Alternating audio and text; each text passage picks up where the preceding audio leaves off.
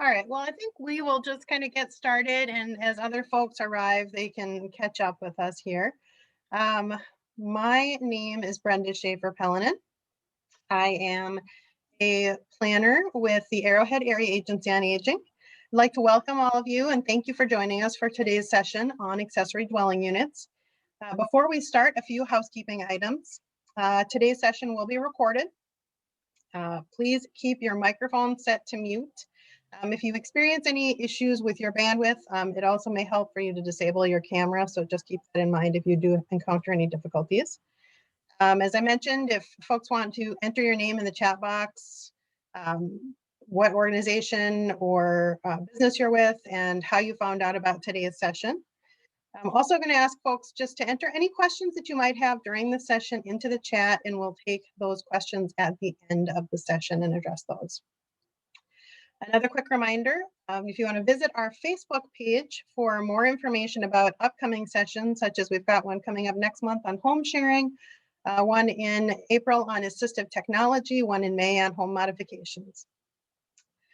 I'd like to welcome our speaker, Jamie Stolpestad, and thank him for joining us today. Jamie is a real estate entrepreneur, advisor, and educator. He is a partner of YardHomes and has other personal and professional investment and development interests across Minnesota that have social investment focus. Jamie's corporate institutional real estate career spans over 25 years and over $13 billion of investment transactions. Jamie's going to provide us today an overview of accessory dwelling units, from what they are, how they're built, and to how they can be used to provide affordable and accessible housing options. Welcome, Jamie. Thank you very much, everybody. Pleasure to be here. Thanks for joining on a cold morning. I hope everybody can hear me okay. So if I may, and I think this is going to be allowed, although I might need somebody to enable this, I'd like to pull up some slides, and then I'll share the screen. So I think I need to be welcomed as sort of a co-host or everyone, and you should be allowed to do it. Great. Let me pardon my fumbling here for a second.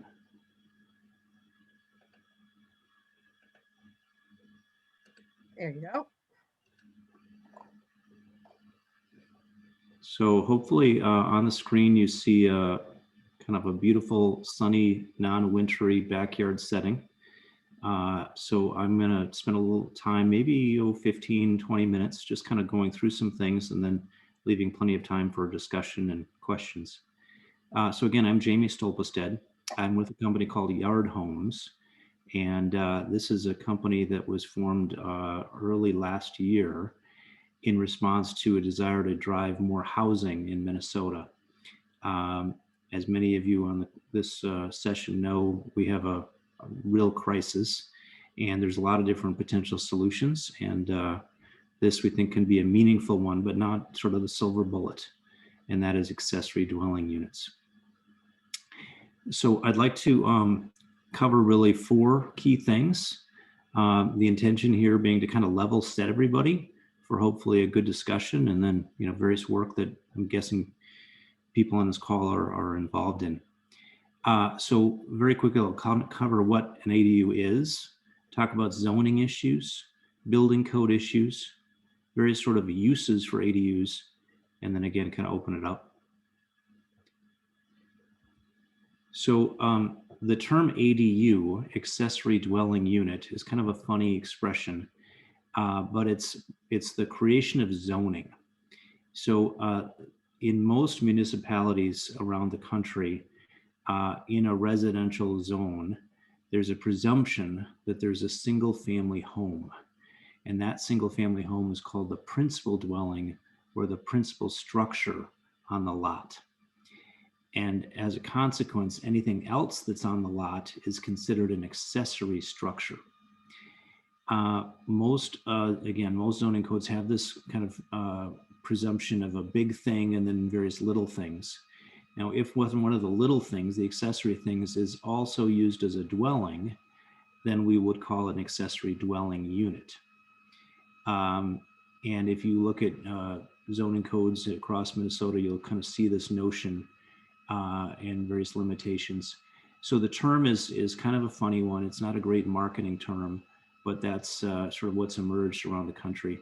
Some other ways that these are referred to as sort of granny flats or backyard cottages, mother-in-law suites.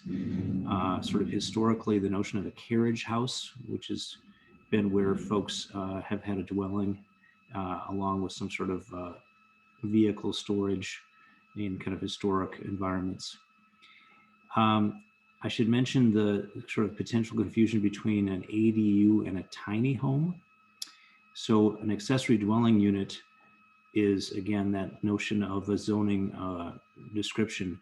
A tiny home has a little bit more of a fuzzy definition. Tiny homes in the state of Minnesota are defined as under 400 square feet, and this comes from the Minnesota Residential Building Code. But many people have probably watched shows on HGTV or seen clever marketing of a cute little house on wheels. So a tiny house on wheels is maybe the more prevalent notion of what a tiny house is. And those are technically recreational vehicles. They're on wheels, they're permanently attached to a chassis, they're movable, and so they're governed by various Department of Transportation rules. For yard homes, we oftentimes use the expression compact dwelling because it's a little bit more generic, and a compact dwelling could be applied in a residential setting to be an accessory dwelling unit. It could be used in a cluster of other compact dwellings, and many communities have what's called a cluster development, where there's multiple structures on a lot. So that's kind of what we're talking about as an ADU. Now, there's many different kinds of ADUs and different ways that this can work. This image comes from our friends at AARP, who happen to be a pretty big group and pretty strong proponent of ADUs. And I think this is a nice way to kind of think about things. So on the top row on the far right side, far left side, is maybe the most prevalent. So this is called so-called detached ADU. So the blue structure is meant to represent the main house, and the kind of orange structure is meant to represent this accessory structure, which is used as a dwelling. It's typically smaller, and this is, a couple things on a lot. But another fairly popular and prevalent form is the so-called attached ADU. And to many people, this kind of looks like an addition. And there's essentially an original structure, and then either an addition or within the original structure, a portion is configured to be a unique dwelling unit. And when we talk about dwelling unit, usually what we're referring to is something that has a distinct bathroom, a place to prepare food, and a place to sleep. And in most zoning jurisdictions, those are kind of the definitions of a dwelling. But we also have others. So the next one over, the interior upper level, and then we go down to the next level, the interior lower level. It could be a multi-story house with a basement perhaps, and one of the floors is converted to an independent dwelling. This was certainly done many times throughout the U.S. history when we've had surges in population. People have taken larger structures and kind of broken them into multiple structures. Sometimes they were called ADUs, and sometimes they were just kind of done in an informal way. And then finally, we have various ways that garages can be incorporated in an ADU. In the city of Minneapolis, for example, one of the most popular forms of ADU is that above a garage. So the middle one on the lower level there, or lower row, shows a pretty customary thing. And then you could certainly take the garage itself and you could convert it into a dwelling. That sort of format's very, very popular in California, especially LA, where people don't mind having a car out. So they're converting garages into dwellings. The ways these look really, really varied. Again, from AARP, you can have kind of Victorian looking, you have contemporary, you can have cottages, all sorts of different styles, colors, shapes, etc. These are maybe a little bit more conventional. Um, you see on the upper left side, this is a traditional large single family home with a fairly generous 2-car garage and what's actually a 2-story dwelling above that. Next is kind of a cute little cottage, 1-story, little porch in front. Then we go to the second row and you've got what kind of looks like a little house. So that could be an ADU. And then lower right is actually a 2-story structure. So we have a term that can refer to a pretty broad range of physical attributes. Here's an example of an ADU that our company offers. So this is a single level unit. It's 540 square feet. And then you can see kind of how it's configured on the inside with a distinct bathroom, kind of a combined living, kitchen, dining area. And then this happens to have a wall to separate a sleeping area. But the configurations on the inside can vary quite considerably. But notice that we have here the key requirements. There's a bathroom, there's a place to prepare food, and there's a place to sleep.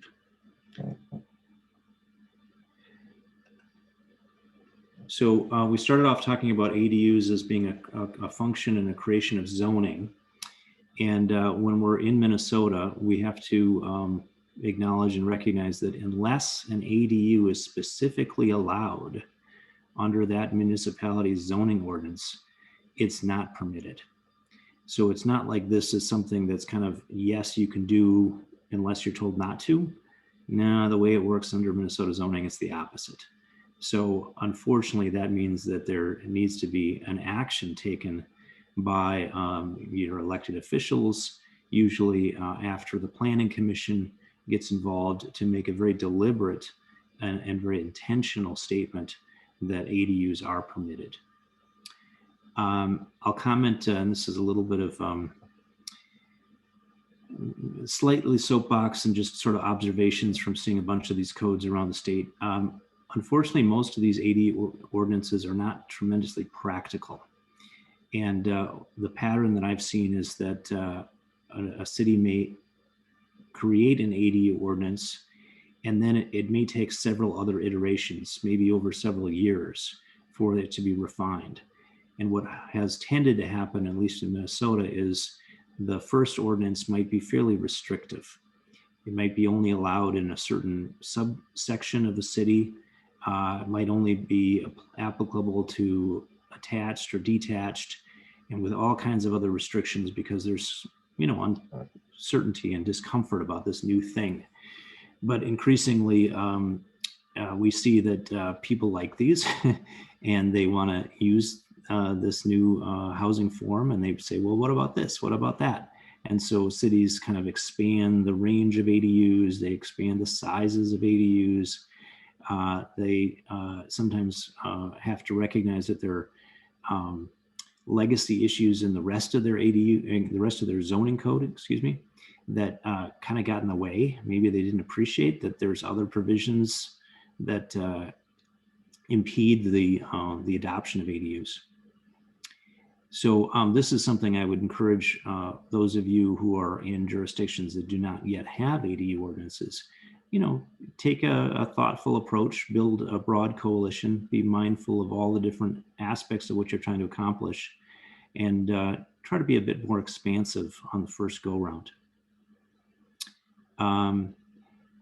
I'll go back to, for example, Minneapolis, which I think has had an ADU ordinance longest in the state since I think 2006. So that's been updated almost continuously. And sometimes people say, well, we have to do some modernizations. And it's funny when we talk about these things because zoning codes have changed quite a bit from the early 1900s. And in many respects, what we're doing is kind of going back to the future, so to speak. So many cities allowed a broader range of housing in the past. And then for various reasons, they kind of restricted the types of housing to the point where there are now, housing shortages. So when they're introducing yet this new form of housing, which is not really new, ADUs, they then have to go back and clean up things that they added. City of St. Paul, for example, up until 1975, all residential lots were permitted to be duplexes. And so you could have, a single family home and an accessory dwelling unit, and that was kind of normal. And then in 75, they changed it to be single family.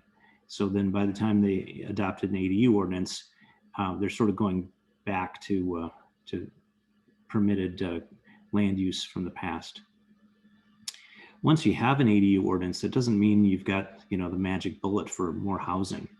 A lot of communities find that it takes quite a bit of education, and it sometimes takes some demonstration projects or pilots to kind of bring this form of housing to the community so people can kind of touch and feel and see it.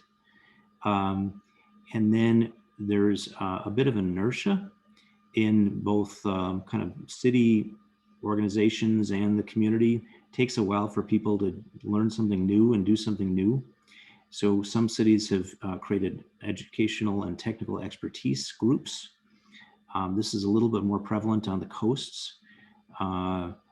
There's something called the Casita Coalition in California, which is a wonderful organization of nonprofits and others who really think that accessory dwelling units would be great additions to their land use. And so a group of people come together and they offer technical expertise and architectural support and code interpretation and all kinds of other things.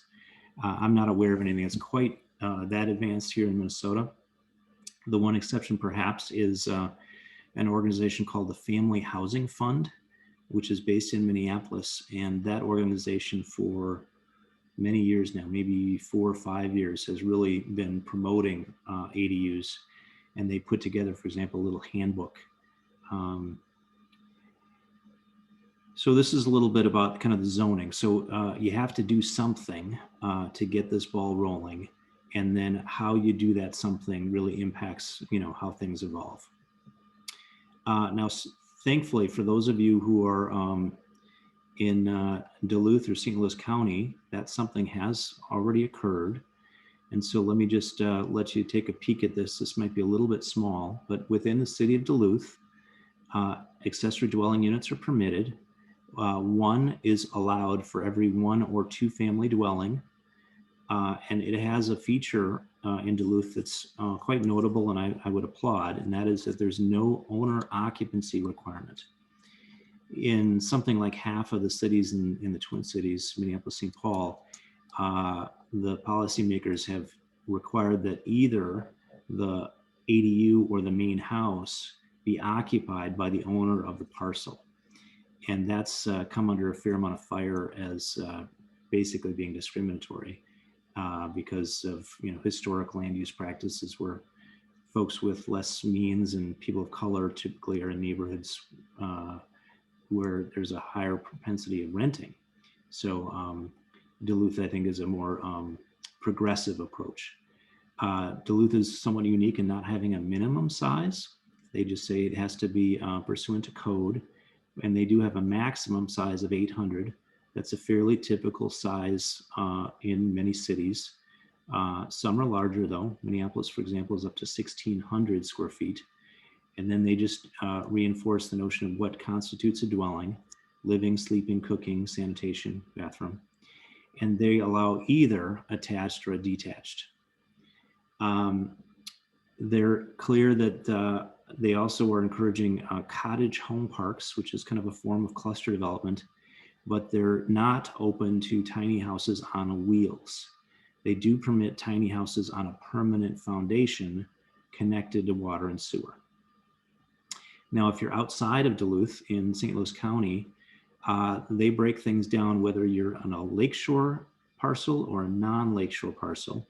And then further on a lakeshore, if you're greater than an acre or less than an acre. And I would just maybe comment on a couple of the provisions. It's 1 per lot, and 700 square feet is kind of a key number, unless you're in a smaller lakeshore lot, when the restriction is much smaller, 250 square feet. And then you have to comply with all the other attributes of a residential lot, the setbacks, the lot coverage, and so forth.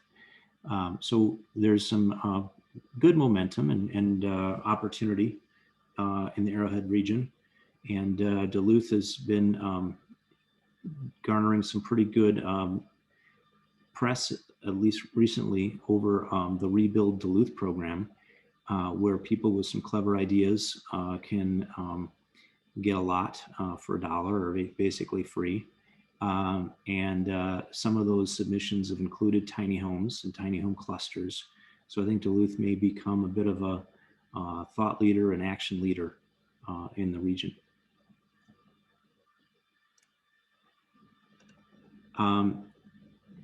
Now a little bit more dry material, and that is the darn building code. So, you can't just go do anything. You need a permit, and you need to comply with the Minnesota Residential Building Code.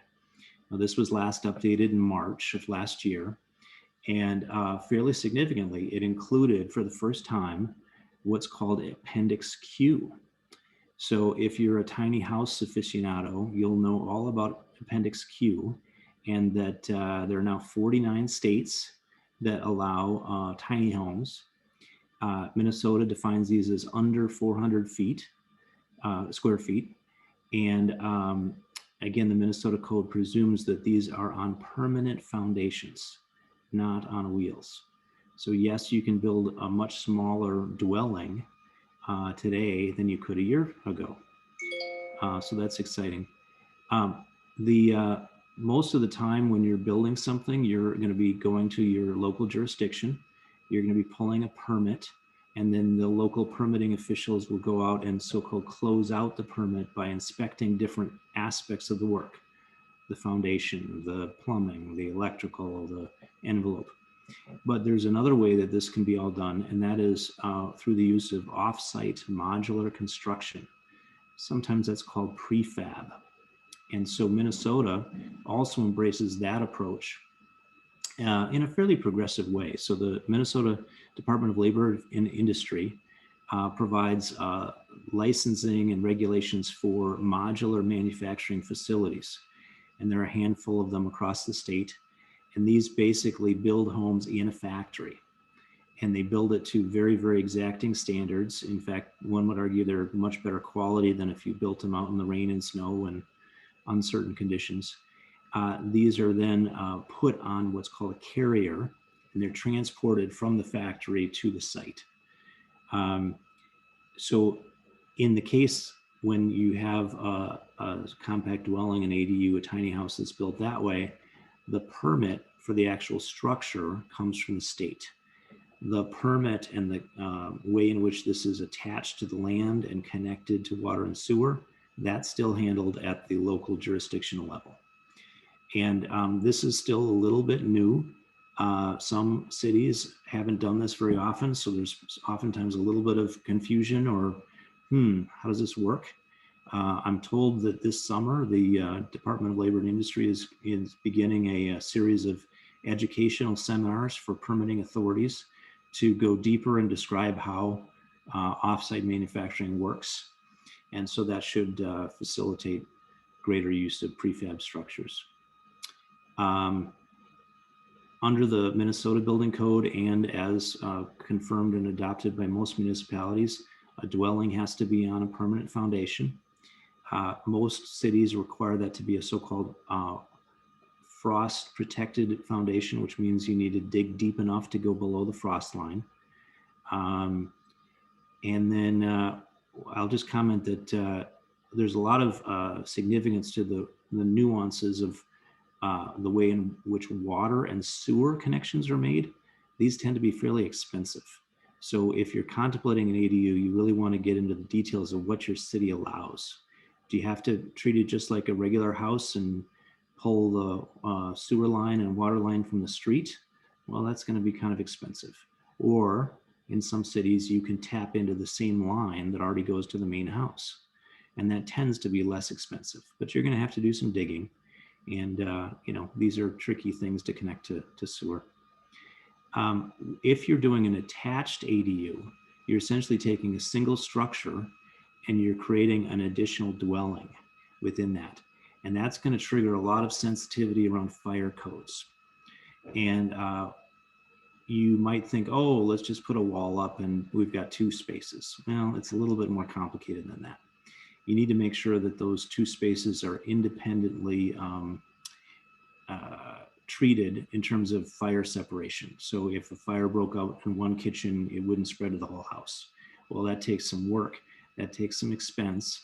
And then a lot of people don't realize, oh yeah, what do we do with these ducts for heating and cooling? Well, those need to be separate too. So you really need to have a separate HVAC system, and you need to have a true fire separation. So people who think it's so easy to just take their attic or their basement or this little addition and convert it to an ADU, oftentimes after a little while, they realize the price tag is kind of expensive. And so that's one argument for the so-called detached ADU. It's a completely independent structure. It has all its own HVAC, and it's separated by usually at least 6 feet. Some jurisdictions say 10 or 12 feet from any other structure. So that in itself creates kind of a fire separation. So why do people want these darn things? Seems like a lot of work. You got to go through zoning, you got to go through building. Well, there's a lot of great uses. So the most common use, and I'm suspecting the key issue for many of the people on this call, is to house folks who are older. The fastest growing demographic segment in Minnesota and the country are single person households over 55. So folks at a certain age don't necessarily want multi-level living. They don't want a bunch of stairs. They don't need a ton of space. And they kind of like this idea of just having kind of a compact space that's all their own. Many of them like the idea of an ADA accessible space. No stairs, easy for a walker or wheelchair. And if that's something that's important for you as a policymaker or a housing advocate, and you're in a community that doesn't allow ADUs, that's where I would encourage you to put your energies. Really focus on that detached ADU. That's going to give you a lot more functionality for seniors. There are some policymakers in different cities who are concerned about the conditions of their existing housing stock. Overcrowding, fire safety issues, etc. And one of the things that they kind of like about creating an ADU ordinance is it allows for a more robust regulatory framework that can sort of normalize and ensure good quality for what already exists. And these so-called unregulated ADUs can then have appropriate scrutiny. If that's one of the concerns you have, then of course, focus on the attached. But I encourage folks who are pushing ADUs to recognize that most people really want a lot of flexibility. And in the COVID and post-COVID worlds, there's lots of different ways that you can use a little extra space. Many students who would normally have left home, well, they're back home, and they wouldn't mind a little kind of dorm room-like experience and some privacy and place to do their homework. Many people are working from home. They would like to have something other than their dining room, and maybe it'd be great to be able to go to the backyard, go into a structure, close the door, be away from the kids and dog and everything else. And some of these needs change over time. So they might want to start as a home office, but then maybe mom or dad are getting to a point where in a few years, we probably need to do something different and have a place for that. So as policymakers, I would encourage you to make in that level of flexibility in your ordinance and be mindful of the way people live these days. And I sort of touched on this before. Once you have an ADU ordinance, there are often a lot of unintended consequences of adding some chapter to a really, really voluminous, long living document. And it might be worth taking a look again at your lot coverages. Many communities have what are called minimum building widths. Well, maybe that's not appropriate anymore. And then there's owner occupancy provisions sometimes, or burdensome licensing requirements. All these things can kind of get in the way of what otherwise is intended to be a new form of housing. And even just take a look at the way in which it's implemented. Most of the policy experts and nonprofit gurus, the ARPs, the enterprises of the world, really encourage getting to an administrative level of permitting. If you are forcing your residents to go through public hearings, getting signatures from neighbors within 400 feet, all these sort of things, these are essentially barriers. And the more steps that you're asking people to take causes a lot of people just to not start. I sometimes tease folks in the city of St. Paul, where I grew up. Gosh, if you're an average homeowner and you printed out the 2-page checklist of everything you had to do to create an ADU, would you really start? And I think the answer is no. There's too many hurdles, too much complexity. It sounds too hard, and many people just don't understand these things. It's like, gosh, I have to hire a lawyer so I can interpret what the rules are. Well, I don't want to do that. Especially if you're sensitive to equitable development and making sure there's kind of an even playing field across the haves and have-nots and the more affluent and the less affluent neighborhoods, really be mindful of those kind of implementation steps. And then finally, people need housing, and they need housing that's affordable to them, and that really drives us, I would say, increasingly to the prefab or offsite modular construction technologies. And there are barriers in many zoning codes and to some degree still the building codes that were meant for a different era. Maybe they were put in place in the 70s and based on a backlash against kind of ugly and poorly constructed manufactured housing stock and mobile home parks. But many of those provisions are in the way of using modular construction, which is permitted by the state. So some of those things need to be tackled. So I think that kind of concludes any prepared. So I'll turn it back. I'll run it to you and others. I'm happy to answer questions or participate in whatever discussion people have. We haven't had any questions in the chat, but we can invite anyone to unmute yourself and feel free to read out whatever we different news and ask questions. All right, hello. James, the opening photo that you had showed this. It was a really nice looking dwelling. One thing I noticed, I work with persons with disabilities. I'm an independent living specialist, and something was brought to my attention is the no step entrance. Yep. And if you could get away from the stairs, see, the one thing is if you add a ramp later, it's like a flag that this person is disabled, so a good place to go and steal their stuff. It's just something that I noticed in the beginning. But otherwise, I really found your presentation encouraging. Well, thank you, Don. That's a very important point, and I appreciate you raising it. So remember, many of these accessory dwelling units are used for seniors and people who are less mobile, or you're contemplating an ageless design where you want to make this accessible for the long term. And that first getting into the unit is a bit of a challenge. In many municipalities, there's actually a requirement that the first living level be X inches above grade. And then there's the practical issue of how a structure is built. So from the underside of a unit to the the top of the hooded or tiled area is about 12 inches. So there's a challenge about how you get from grade to inside. We don't yet have some great solutions where everything's on grade level, so it's likely that we're at least about 12 inches. So that requires some level of ramping and so forth, but they've got to be careful about how tall these are. And the nice thing about a detached accessory dwelling unit is you don't usually build a basement, and so you're not needing to provide light to a lower level. You could bring these much closer to the ground. So the image that you saw down, you correctly pointed out that had several steps. Now you could add a ramp, but in an ideal world for mom or dad or somebody, you want to bring that much closer to the ground and have a gradual entrance area. And so these are things that I encourage you to consider in both your building code and zoning code, and then just the practical issues of how you implement something like this.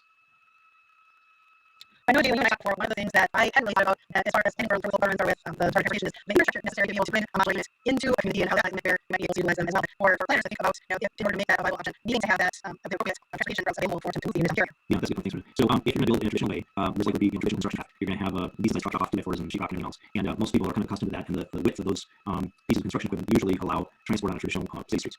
Once you get into the prefab world, you've got this distinction where sometimes you're doing what's called panelization, where you've got kit parts, and that kit can often sit on the same type of delivery truck.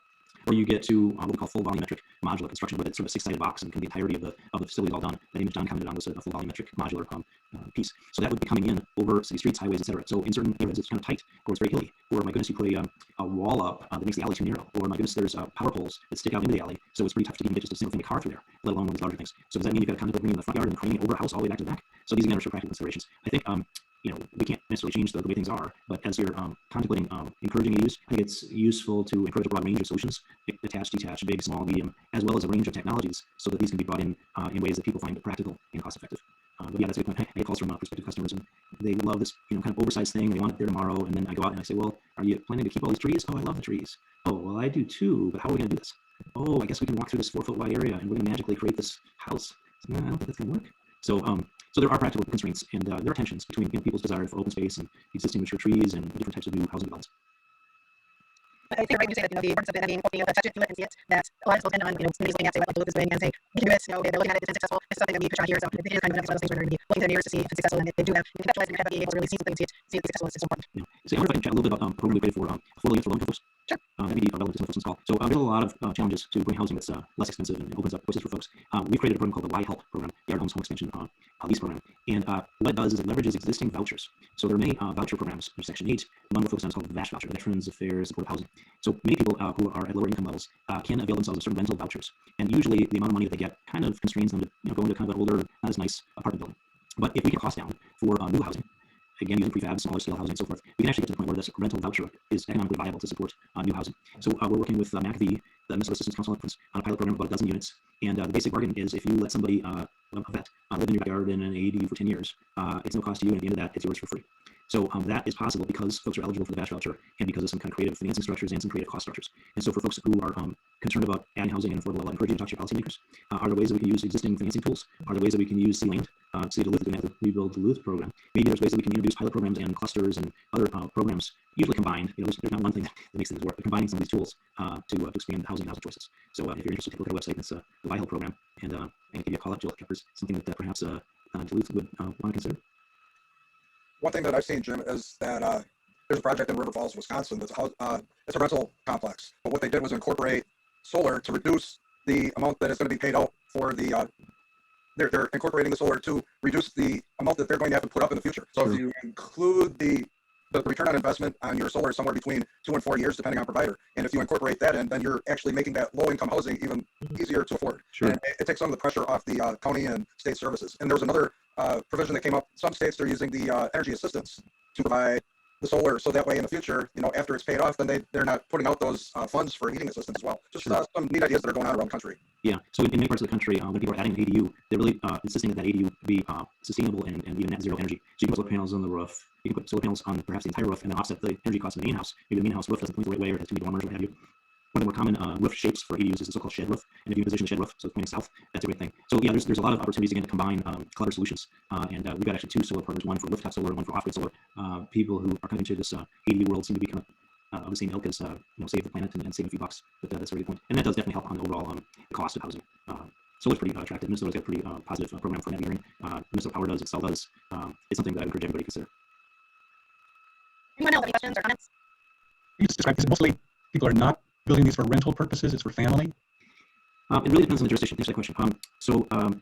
I remember seeing a statistic in Portland, Oregon, that 60% of the ADUs that were constructed were being offered for essentially free, and that was a combination of 2 family members and 2 third-party renters.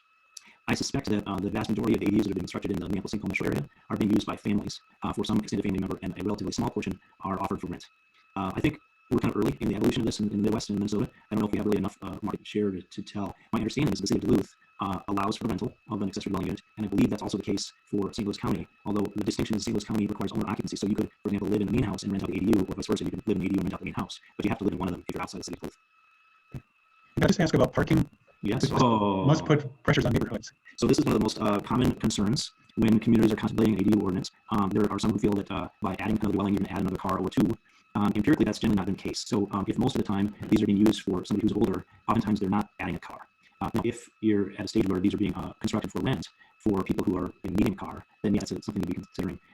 That's one reason, for example, in the city of Minneapolis, many of these have been built as ADUs above a 2-car garage. But we haven't seen enough ADUs to really make a difference in terms of the parking demand in the community. Let's say you had 4 ADUs in a block, and let's say that all of them are a single-person household that uses a car. I think most communities can add 4 cars. Now, it probably means they're on the street, and some people don't care for that sort of cycling. But in terms of the practical ability to add cars, I think it's it's pretty doable. But that's a sensitivity. Thank you. Anyone else have any questions or comments? Anything else on your slide deck that your contact information if folks are interested in talking further with you about things or looking at the possibility of developments or Sure. etc. Yeah, so I'll make that deck available too, and what people want to share, that's fine. I encourage if anybody needs an ADU, happy to chat about that. If anybody's working with their cities or counties and other places about, hey, we really would like to have this option, that's something we're focused on. We are a Minnesota B Corp and we have a state social mission, so if you're not a customer for something more, we'll still take a call and still try to find ways to help. And if anybody's involved in affordable housing and wants to explore clever ways to use more cost-effective prefab units, we'd be delighted to chat. My partner Nicole is the chair of Habitat for Communities, and so very tied in with many nonprofit nonprofit housing organizations, and that's a big part of what we're trying to do.